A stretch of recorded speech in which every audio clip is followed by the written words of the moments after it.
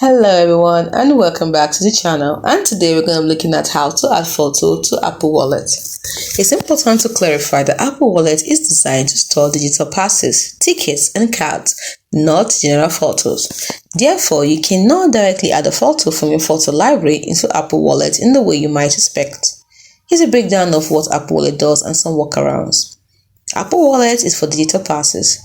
That is for primarily storing digital versions of things like boarding passes, event tickets, loyalty cards, payment cards. Now, these items are typically added to Apple Wallet through apps that support Apple Wallet integration like airline apps or ticketing apps. Websites that offer Apple Wallet passes also scan QR codes to generate wallet passes. Now, what are the workarounds or alternatives if you really do want to add a photo? If you want quick access to important photos like your ID photos, the best approach is to create an album in the Photos app. Keep the album readily available or accessible. This is the best way to keep pictures easily accessible on your iPhone.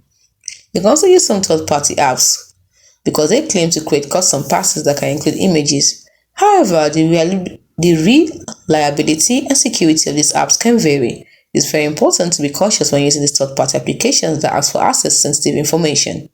In some regions, digital vaccine records can be added to Apple Wallet. This is done through specific health apps or by scanning QR codes provided by health authorities. In summary, you cannot directly add a photo from your photo library to Apple Wallet. Apple Wallet is for digital passes and cards. The photo app is the best way to store and quickly access photos. I hope you found this information helpful.